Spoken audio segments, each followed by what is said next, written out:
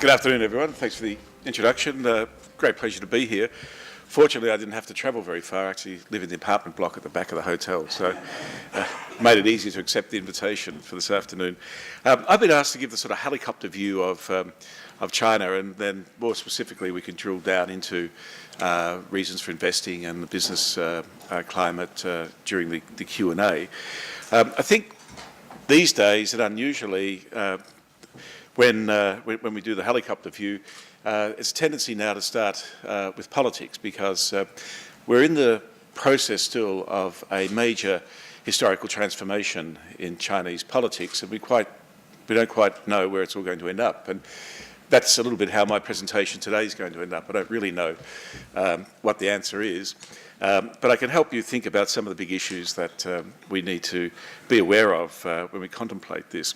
Xi Jinping became the party general secretary in 2012 at the party congress, and then soon after that, last year, became president of China at the National People's Congress. Interestingly, and no one really expected at the time, but he has now quite clearly emerged as the most powerful leader in China in the modern period. Some people say since Deng Xiaoping, but I would say since Mao Zedong in the 1950s, before Mao went crazy and did a lot of mad things.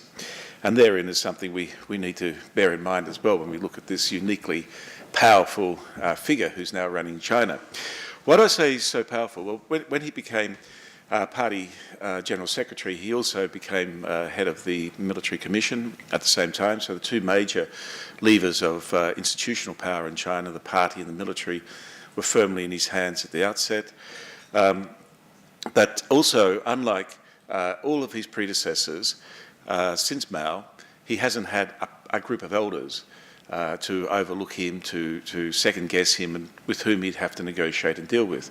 Even Deng Xiaoping, throughout the whole period of Deng's leadership, following his return to power in 1978, even Deng always had revolutionary peers who had almost equal weight and standing in the system, and Deng always had to find and reach accommodation with them. The most famous, of course, was Chen Yun, who is actually the father of Chen Yuan, who's just stepped down as the chairman of the China Development Bank. Chen Yun had this concept of the birdcage. So every time Deng would come out and talk about economic reform and pushing on economic reform, the next day on the paper, on the front page of People's Daily, would be comments by Chen Yun saying, well, you've got to keep the bird in the cage, the market being the cage. And then it was a debate about how big that cage was going to be. Xi doesn't have any of that, but he has obviously powerful political opponents and people that he has to deal with, and carry, like any politician, a constituency with him as he pursues his policies. I'm describing the current policy situation as tacking to the left while heading to the right. Now, in Chinese politics, the left is actually the conservative side and the right is the progressive side. So just to confuse things a bit more here. And the tacking to the left has involved a number of things. A pretty tough crackdown on dissidents, on freedom of expression, on social networking, which has become a protean political force in China today. People can communicate and exchange ideas in a way they've never ever been able to before. And the official media is bypassed by most people because it's boring and official and propaganda, and people communicate news and information through social networking on their mobile telephones. Well, there's been quite a tightening up in that space. Also, any discussion in universities on constitutionalism, as it's known, or the rule of law, all that's been cracked down as well, and a number of professors have just been summarily arrested and convicted of various misdeeds. And at the same time, in the foreign policy space, which is getting a lot of attention, and maybe we can come back to that in the Q&A if there's interest, it's what I describe as a much more muscular Chinese diplomacy internationally, particularly with respect to the neighbours, Japan over the Diaoyu Islands, Southeast Asia over the South China Sea. And we haven't seen China quite as assertive as it is today. So what's the strategic direction of the right? And the strategic direction of the right is to be able to pursue market economic reform. And last year at the 18th Party Congress, at the plenary session, third plenary session of the 18th Party Congress last November, a 60-point program of market-oriented reform was released. And it really is quite an impressive document. And it takes reform to a completely new stage. And I'll talk a bit about that in a minute. I'll come back to it. But what I would like to do now is just to give you a sense of who she is as far as I can understand. And don't forget that Chinese politics is as closed and as opaque today as it's ever been. But when I look at Xi, I think that first and foremost, what motivates him and why does he want to pursue economic reform, it's not about having been converted to Ricardian economics or something like that, or Smithian economics, but rather he sees a successful, strong growing economy as the key to keeping the Communist Party in power. So it's all about the Communist Party and keeping the Communist Party running the show. I say that, and I don't know if it's true, but I can imagine that every morning when Xi's in the mirror shaving himself, if indeed he does shave himself, and he's not shaved by an assistant, he's looking in the mirror and saying to himself, I'm not Gorbachev, I'm not Gorbachev.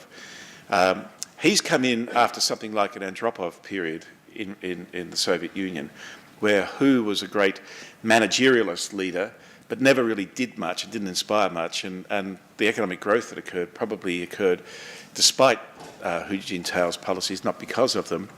But clearly, I think Xi is very worried that that sort of history of the Soviet Communist Party might or could be repeated in China, and he's determined that that won't happen. He firmly believes, I think, that the Communist Party is the only institution that can run China, and in a sense he's right, because the Communist Party has so effectively destroyed all other institutions. There's no one left standing. Another one which is quite important to reflect on is filial piety. Xi's father was a very significant figure at the end of the Long March when they finished in Shaanxi province. He was the general there in charge. And he basically saved the Long March, and then they went to the caves at Yan'an and sat out the rest of the war until the nationalists had so depleted themselves fighting the Japanese that it wasn't so difficult for the communists to take over. But Xi's father was marginalised by Mao and then later by Deng, and ended up going down to Shenzhen to open the special economic zone on behalf of Deng. And there's a feeling in Chinese elite politics that when Xi returned to became the party's general secretary, that past wrongs were being righted, and in a sense a natural order from the Long March and the natural order in the sort of communist history was finally returning and being fulfilled in Xi. And I think Xi has this incredible sense of destiny about doing good work for his father. His father's dead, of course, but giving his father face, and these are quite common Chinese concepts. And also then back to the theme of strengthening the Communist Party, Xi's efforts to stamp out corruption. I'll talk quite a bit more about that later. Very, very important in terms of rebuilding the legitimacy, standing and popular support for the Communist Party. So that is the sort of Xi Jinping agenda. It's not a liberal economic agenda per se, but he has to pursue market-oriented reform in order to keep the economy growing strongly, in order to maintain political stability and support for the Communist Party, and that I think is his real, as he sees his place in history and his legacy. So that plenum, the third plenum last November, as I mentioned, basically produced a landmark document in China's economic reform. It's been going for 35 years, but the key takeouts from that document, not so much in terms of operational direction, but in terms of principle and ideas, have really shifted the centre of Chinese economic policy. For the first time ever, the market was said to play a decisive role in driving the economy. In the past, the market was always seen as an add-on. I talked about Chen Yun and the birdcage theory. It was always secondary to the role of the state and government intervention. but now the markets to play the decisive role in driving the economy.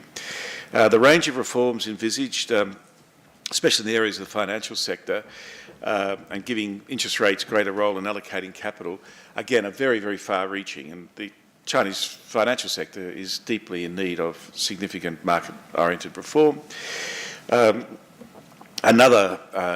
important takeout was to acknowledge the role of both the private sector and the public sector, and basically saying that the private sector and the public sector were on the same level.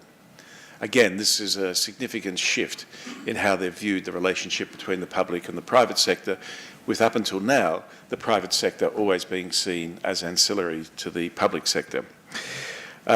Also, in a similar vein, indicating that foreigners have an important place in the economy, an important role to play, and a whole lot of areas were identified quite specifically: capital markets, but also in the healthcare system, aged care system, and so on.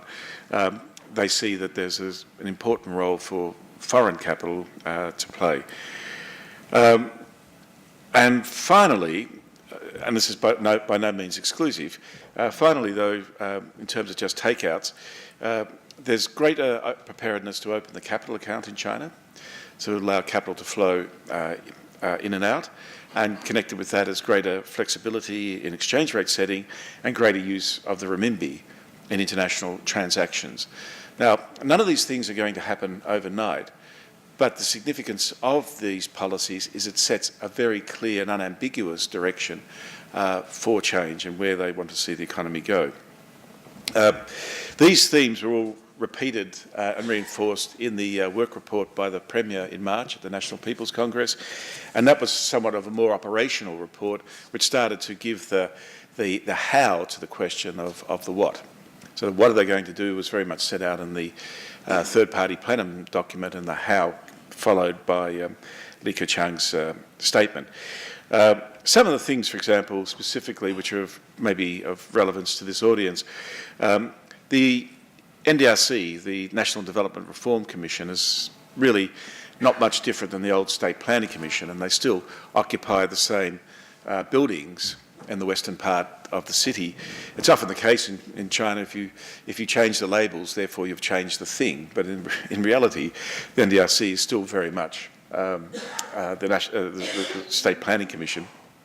And there's a very clear intention by the government to wind back the NDRC's role and power and influence.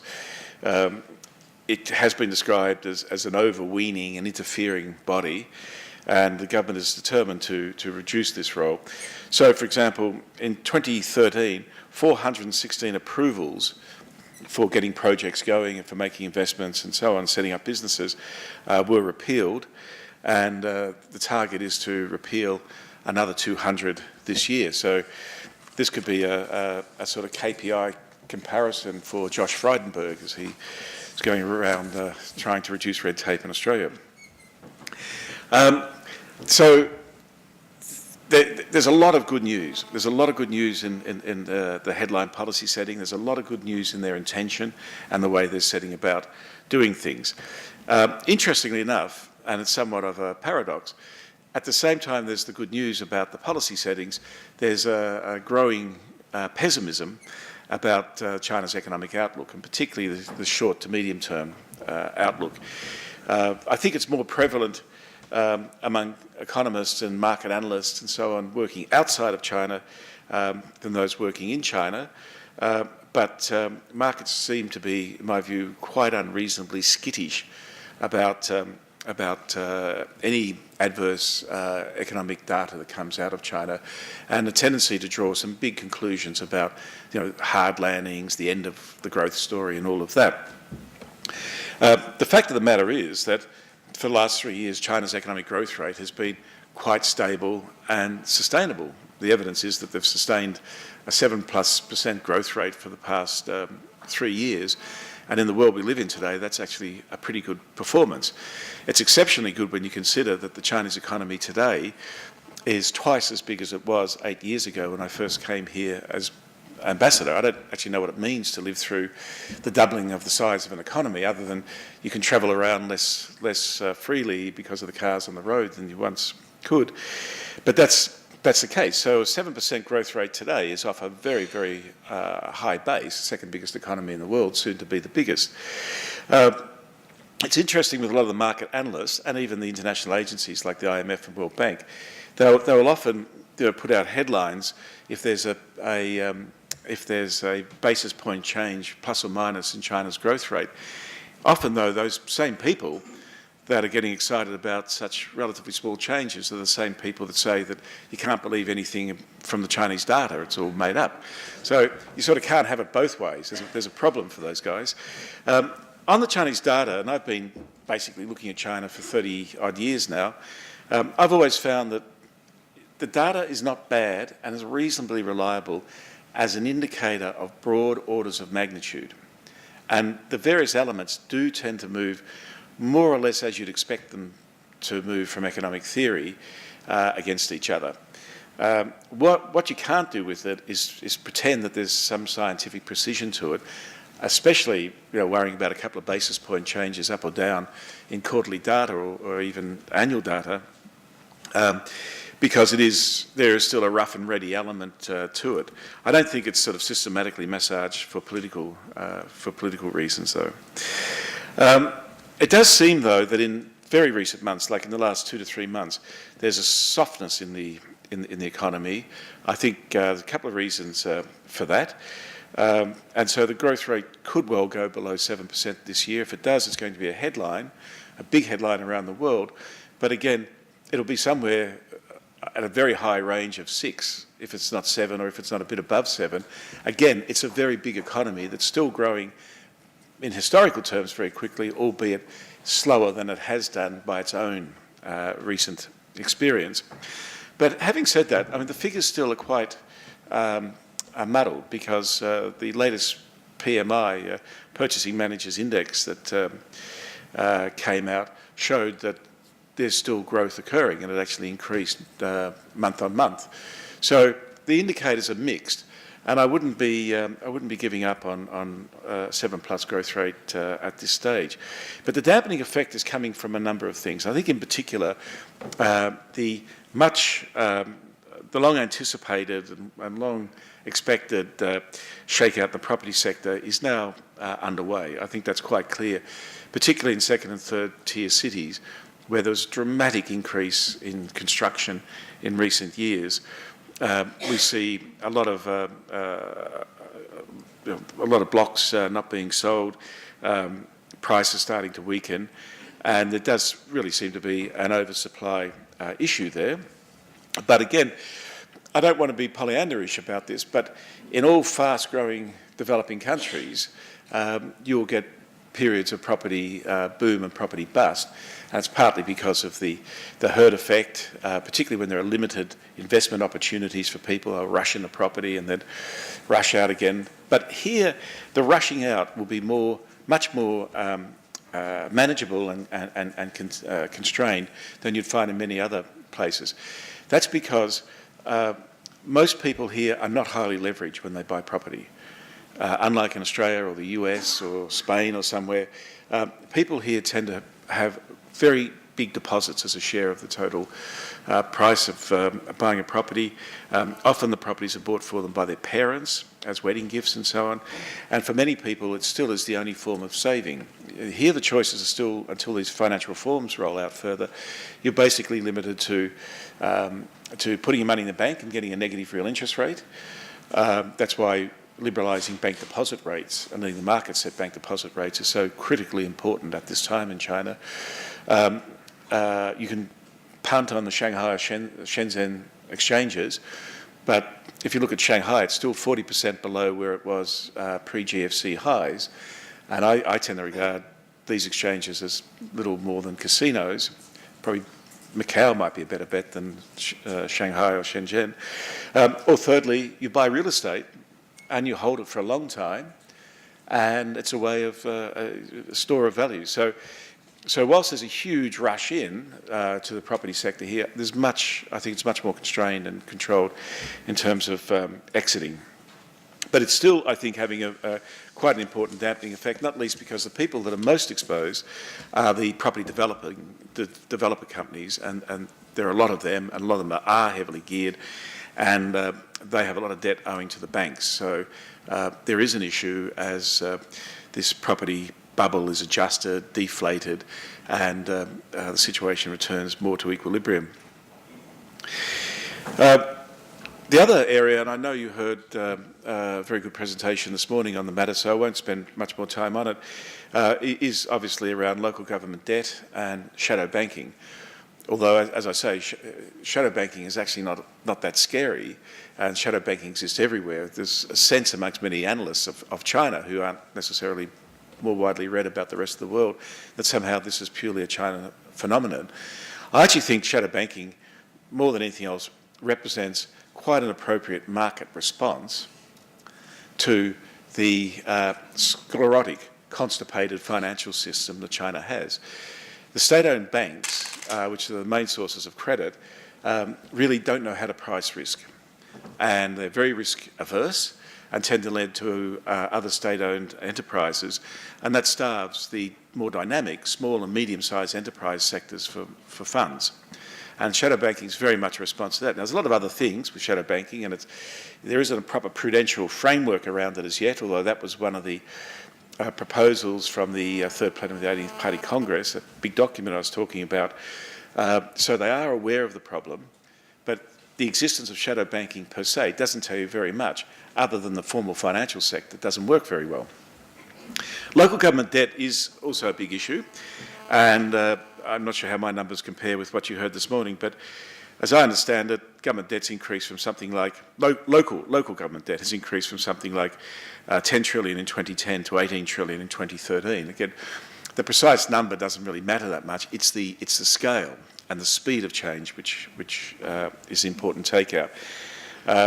And it now accounts for something like 33% of China's GDP. Now, I don't know actually if that's big or small. What I do know, though, is that the government's going to try, the central government's going to try and force the local governments to fix up their balance sheets.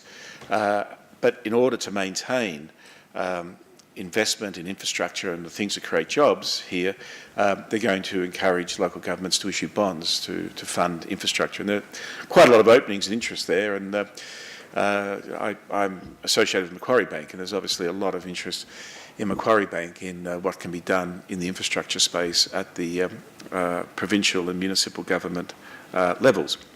Now, what I'd like to do is, well, just to conclude this section, say, look, I don't think a major credit crunch is inevitable. I don't think we're looking at a hard landing, but we are certainly looking at softer economic conditions as these balance sheets start to be fixed up than we've seen for some time in China. But the government has a lot of levers.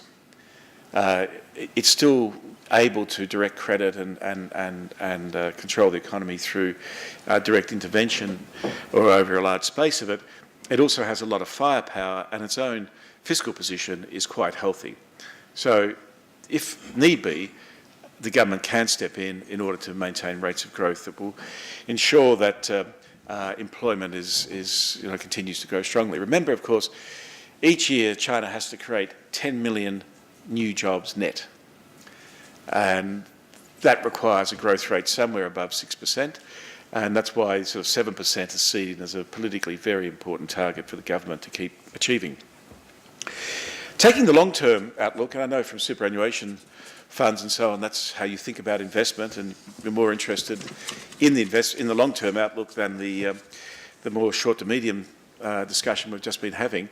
But I think it is important to spend a little time on the short and medium, because that often tends to colour the way people think about the long term in China.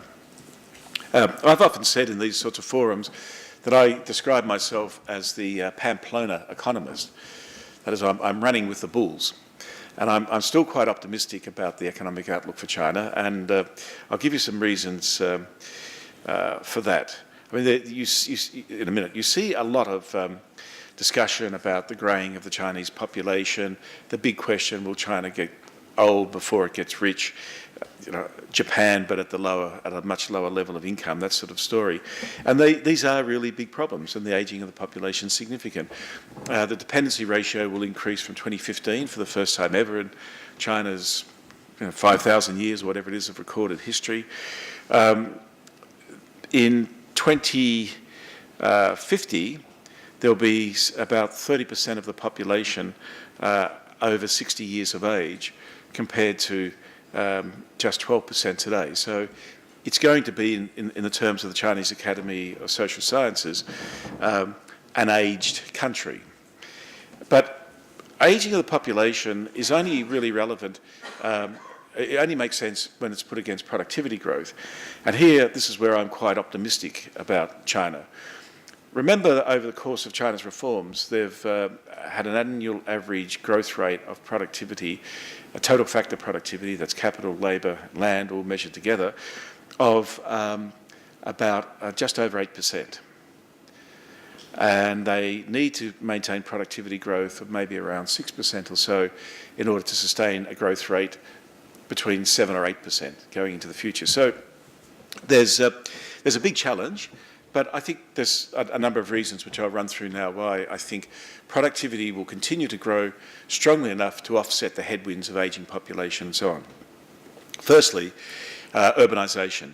There's still 300 million people to move from countryside into the cities, and urban labour productivity is much higher than rural labour productivity. And of course, once you move people out of the countryside, the good folk left back on the farm are able to consolidate the farm plots, get economies of scale, and increase their productivity. So urbanisation drives both urban productivity but also rural productivity. And of course, a side story with that is the massive amount of investment that's going to have to go on in urban infrastructure, housing, most of which I'm pleased to say, being on the board of FMG, will be steel intensive, so hopefully it'll be iron ore intensive. The second one is the transport infrastructure that's being laid down across the country. You can think of the last decade when they covered the country in very high quality 6-lane freeways as being akin to Eisenhower's America of the 1950s. And they've sort of done the road build, and now it's the rail line. And there's a lot of criticism about how much has been invested in high-speed trains and so on. I gather you came up from Shanghai to Beijing on the high-speed train, so you've got a sense of how extraordinary the system is. And when you start to think that this line is laid out across the country almost already, and that Shanghai line didn't exist 4 years ago. It didn't exist 4 years ago. This is how massive the change is. Now, obviously, your train was crowded, as they nearly all are, so those people had to move around somehow. But the key thing to bear in mind is that China is still hugely transport constrained. Nearly or around 60% of all freight movements by rail and truck in this country consist of one commodity and one commodity only, and that happens to be coal. So transport is a massive constraint, and they've been at it for the last 30 years trying to build the transport constraint, to ease the transport constraint, and they're doing that, but there's still a long way to go. Now, it's obvious how this supports productivity growth, but there's another way it supports productivity growth. By collapsing internal transport costs and barriers, you open up the possibility of, within China, specialisation according to regional comparative advantage, and then allow economies of scale and so on. You see it. You see provinces like Anhui, when I first visited there in 2007, was still an extremely poor province. Now is a rapidly growing province, 70 million people doing 10, 12% per annum annual growth. It's been able to overcome its historical constraint. In the past, Anhui only exported mercenaries, which is a bit like Switzerland. If you're sort of poor and isolated, you tend to export soldiers. But now it exports cars. It has Asia's biggest cement-making factories. And it's plugged in to, first of all, Zhejiang, and then into, Jiangsu, and then into Shanghai. And it's got access to international markets. And this is happening all over the country at an incredible pace. So the collapsing of transport constraints is extremely important. Thirdly, education. I mean, everyone who enters the workforce in China today is vastly better educated than those that they're replacing. Fourthly, better hurry up now, I'm looking at the time, sorry, but fourthly is catch-up. Always remember, China is still a very poor country. It might soon be the biggest economy in the world, but on a per capita basis, it's 84th poorest country in the UN league table. And its per capita income is only about 16% of US per capita income. And its per capita consumption of steel is only where the US was in the early 1950s. So there's an enormous amount of catch-up in this place. And also connected with that, they're so far inside the global production possibility frontier that they can draw down on the global stock of knowledge and technology without having to underdo the very big basic research investment. So that also enables them to grow strongly until they start to catch up to the global production possibility frontier. And in many ways, the catch-up story is interesting. I see in your program that you've had some meetings on, or discussions on e-commerce.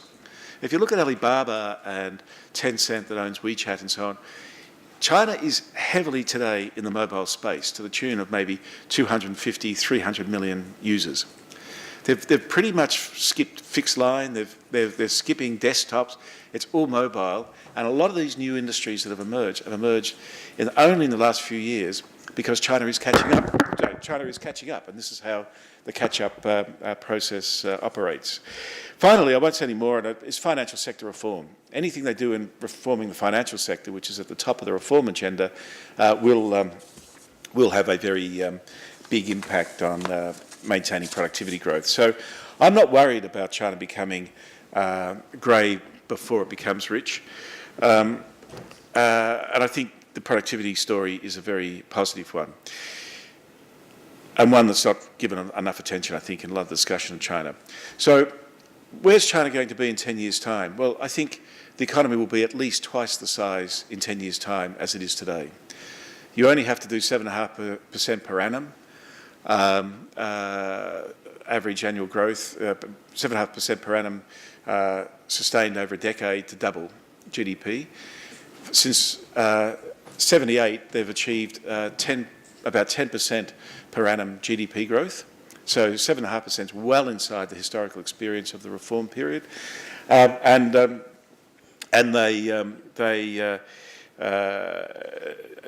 it does seem to be quite doable, and they did that 10% over that period during periods of major shocks. They had 25 years ago a major shock with the Tiananmen Square protest movement and the suppression of that.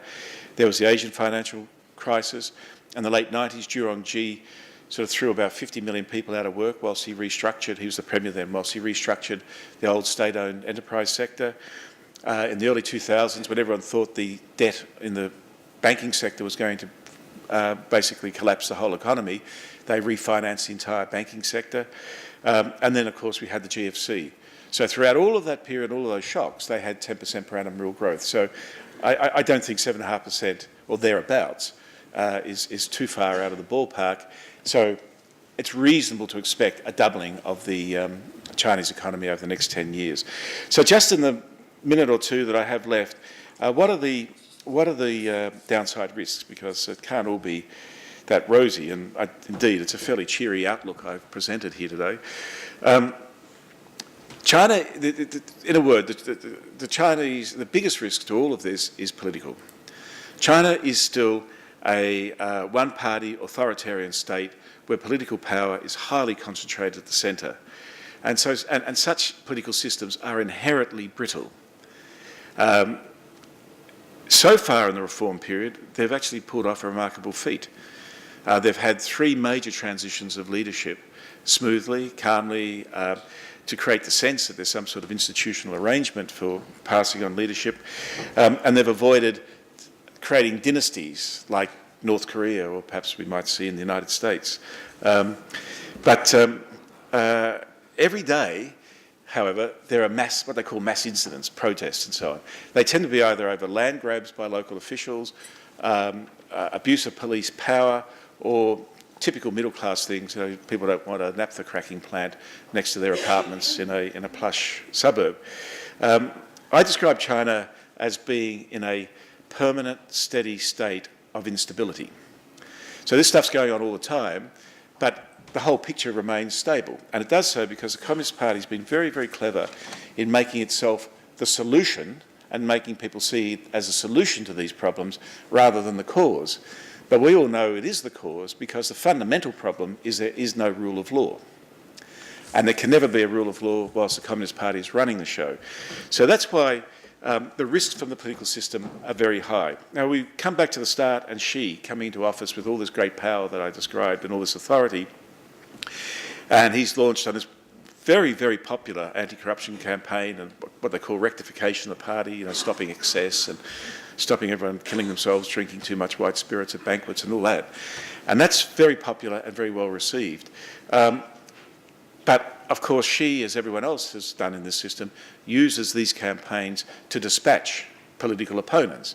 And Xi has been very deliberate and very effective at getting rid of his political opponents. There's currently this very big struggle on against Zhou Yongkang. He was a standing committee member in charge of internal security. Something like 2,000 of his supporters have been rounded up. So we don't know whether Zhou Yongkang is on trial, whether he's being investigated. We know nothing about him and his present situation. But as someone from the elite in the Chinese system said to me not so long ago, if you've got the body, why bother cutting it up? Yeah. So they may not ever put him to trial, but he's completely without power. Xi has dispatched a very significant source of political opposition. So the problem is Xi's immense power in this system, without institutional constraints and balances, could well be a double-edged sword. And if he overreaches and creates too many enemies in the process of the anti-corruption campaign, he's likely to generate very strong counter-reactions. People try and protect themselves or protect their families. And my sense is, only in the last couple of months, there's already a lot of indications that the centre is not very calm. So you have this incredibly strong leader. Everything looks at one level like it's in fine shape, and this is another very successful transition. But there really is a sense of, behind the scenes, a great deal of uncertainty and turbulence.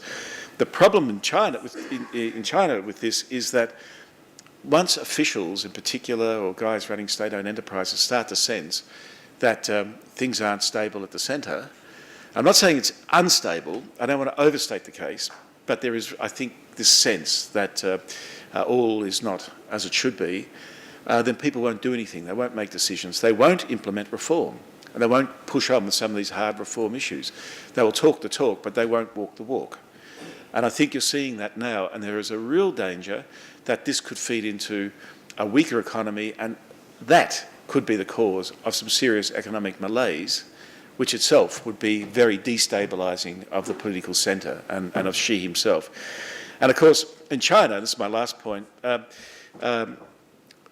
there's a very big risk always with having a strong leader because of the lack of self-correcting mechanisms, checks and balances, and the possibility of errors of judgment or even something much worse, if we've seen in Chinese history. Thank you.